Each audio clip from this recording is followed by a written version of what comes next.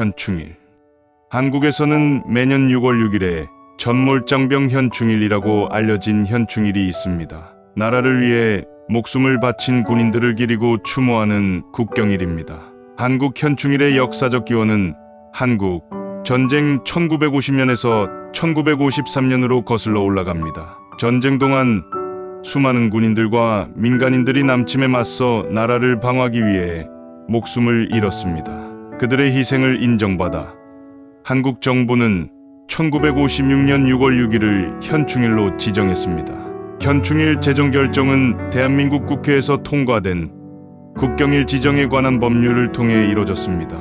이날의 목적은 전사한 군인들에게 경의를 표하고 그들의 나라에 대한 봉사와 헌신에 감사를 표하는 것입니다. 현충일에 다양한 기념 행사들이 전국에서 열립니다. 여기에는 추도식, 국립묘지에서의 의식, 그리고 공무원, 군인, 그리고 시민들이 지불한 공물이 포함됩니다. 또한 개인들이 전사한 군인들의 무덤을 방문하고 꽃을 놓고 존경의 표시로 기도를 올리는 것이 관습입니다. 현충일은 한국의 자유와 독립을 위해 싸운 사람들이 희생한 것을 상기시키기 위해 한국 사회에서 중요한 의미를 가집니다. 그것은 한국인들을 위한 성찰, 기억, 그리고 단결의 시간 역할을 합니다. 1950년에서 1953년 사이에 일어난 한국 전쟁은 북한 중국과 소련의 지원과 남한 미국과 다른 유엔 회원국의 지원 사이의 갈등이었습니다. 그 전쟁은 그 당시의 복잡한 지정학적 역학과 2차 세계대전 이후 한국의 분단에 그 뿌리를 두고 있었습니다.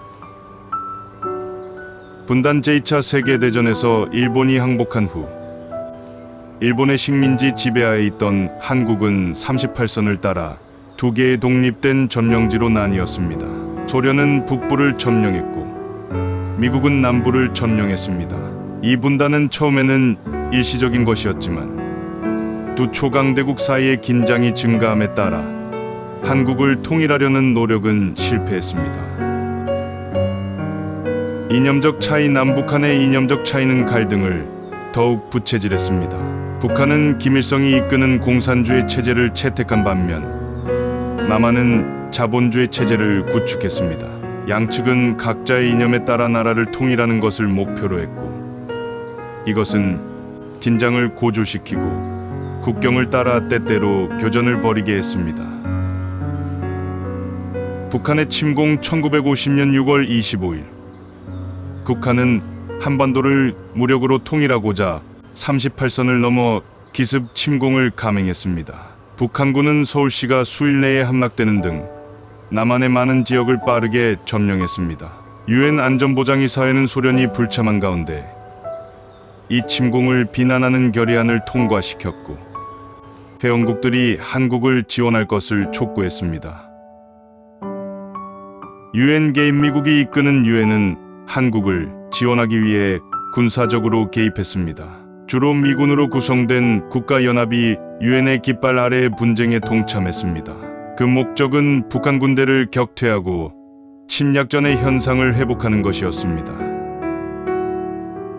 중국인 개입 유엔군이 북한으로 밀고 들어오면서 중국은 미국 주도의 자국 영토 침공 가능성에 대해 점점 더 우려하고 있습니다. 1950년 10월 중국은 북한을 지원하기 위해 군대를 파견함으로써 전쟁에 개입했습니다. 이 개입은 갈등의 역학관계를 극적으로 바꾸어 38선을 따라 장기화되고 유혈 사태를 초래했습니다. 정전협정 1953년 7월 정전협정이 체결될 때까지 양측의 사상자가 속출한 전쟁은 사실상 전투를 끝냈습니다. 휴전협정은 38선 근처에 새로운 국경을 세웠고 오늘날에도 여전히 존재하는 한국의 비무장지대를 만들었습니다. 하지만 공식적으로 전쟁을 끝내기 위한 공식적인 평화 조약은 체결되지 않았고 그 결과 남북한은 기술적으로 전쟁 상태에 남아있게 되었습니다. 한국 전쟁은 수백만 명의 목숨을 잃고 상당한 파괴와 남북 분단의 고착화를 포함한 광범위한 결과를 낳았습니다. 그것은 또한 미국과 소련 사이의 냉전 역학과 중국이 국제 문제에서 주요한 역할을 하는 것에 더 광범위한 영향을 미쳤습니다. 한국 전쟁은 전쟁에 관련된 모든 측면에서 군인과 민간인 모두 상당한 수의 사상자를 초래했습니다. 그러나 한국 전쟁에 대한 정확한 사상자 수를 얻는 것은 다양한 추정치와 정확한 데이터에 대한 접근이 제한되어 있기 때문에 어렵다는 것을 알아야 합니다. 다음 설명은 사상자에 대한 일반적인 개요를 제공합니다. 한국은 전쟁 기간 동안 약 21만 7천 명의 군인들이 전사하거나 실종된 것으로 추정됩니다. 남한의 민간인 사상자는 40만 명에서 60만 명 사이로 추정됩니다.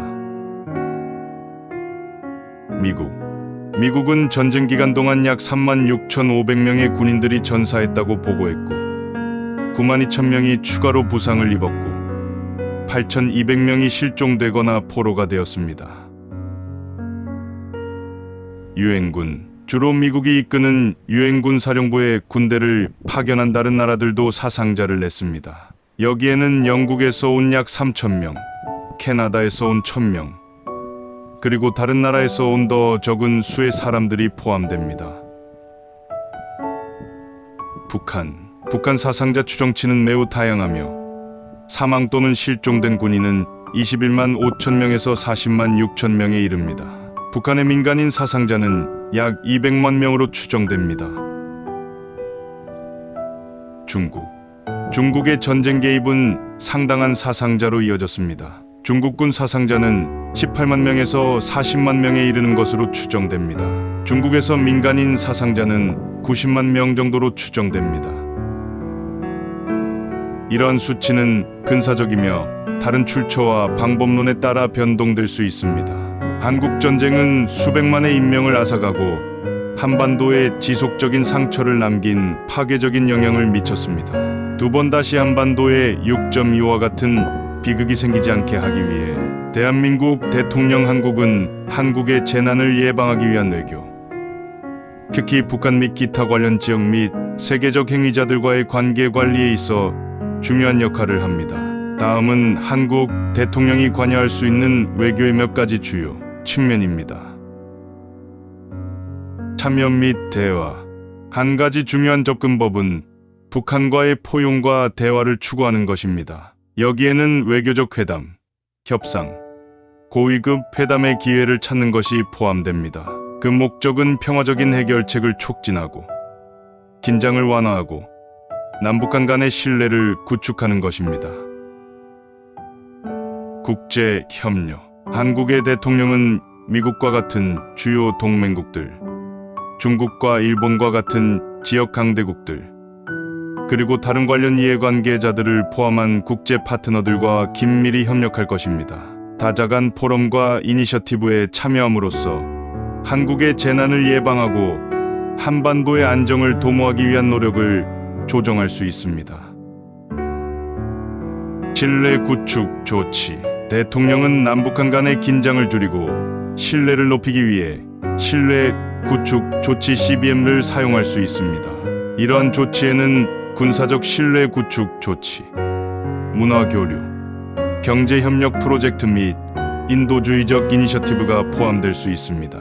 CBM은 의사소통 채널을 구축하고 더 광범위한 외교적 노력을 위한 길을 터주는데 도움이 될 수 있습니다.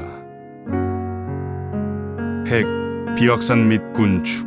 한국 대통령은 특히 북한의 핵 프로그램과 관련하여 핵 비확산 및 군축을 목표로 하는 노력을 적극적으로 지지할 것입니다. 여기에는 유엔 등 국제기구와 협력하고 비확산 협정에 참여하며 한반도 비핵화와 군비 통제를 독려하기 위한 외교적 협상에 임하는 것이 포함됩니다. 위기 관리 및 외교 채널. 긴장이 고조되거나 잠재적인 위기가 발생할 때 대통령은 위기 관리 노력을 감독할 것입니다. 북한을 비롯한 관련국들과 직간접적으로 개방적인 외교 채널을 유지하는 것은 잠재적 갈등을 관리하고 고조되는 것을 막기 위해 매우 중요합니다.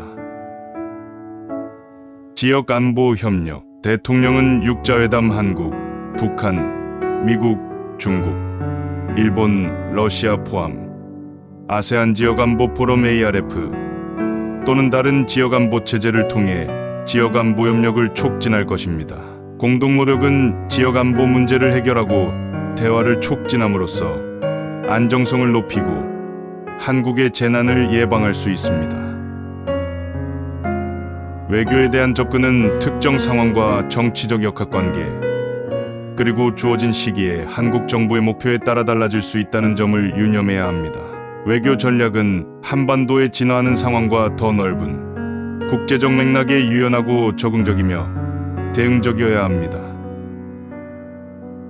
우리는 한반도를 수호하기 위해 궁극적인 희생을 한 용감한 애국자들에게 영원히 은혜를 입고 있으며 그들의 변함없는 용기와 사심 없는 모습은 항상 기억되고 존경받을 것입니다.